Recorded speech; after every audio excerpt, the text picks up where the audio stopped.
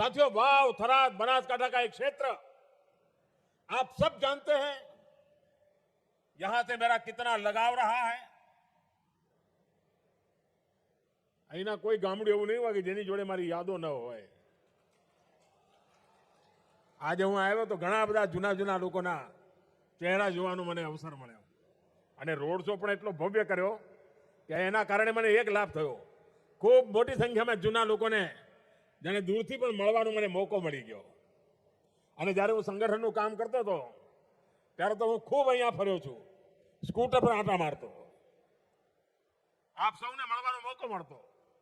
અને આપણે ઉત્તર ગુજરાતમાં આવીએ એટલે માતાઓ બહેનો સરસ મજાના રોટલા ટીપીને ખવડાવે, બાજરીના રોટલા, ઘી, ગોળ, લસણની ચટણી, માખણ તાજું. આપ સૌનો સ્નેહ, આપણે અપાર પ્રેમ હું ક્યારેય ભૂલી નહીં શકું.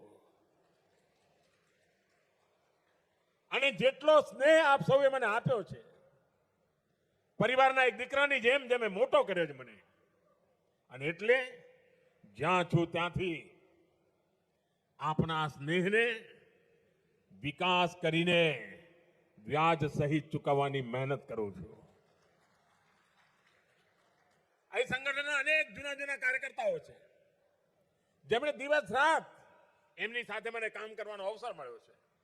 અનેક વડીલો હવે રહ્યા નથી, પણ એમની સાથે મને ઘણું બધું શીખવાનું મળ્યું છે.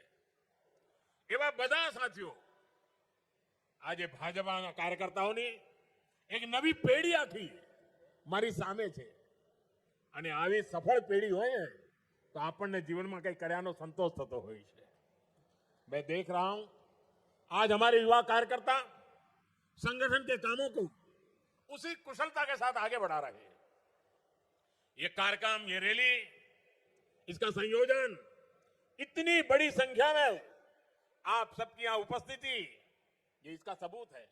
હું અહીંયા બંને ખૂણામાં ગયો, મને એમ કે દૂર દૂર સુધી એકવાર હાથ તો હલાવો, પરંતુ મારી નજર જ્યાં પહોંચે એનાથી પણ દૂર દૂર લોકો બેઠેલા છે.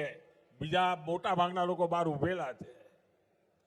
बनासकांठा के अलावा पाटण, मेहसाणा समेत कई जिलों के लोग भी आज मुझे उनके दर्शन करने का मौका मिला.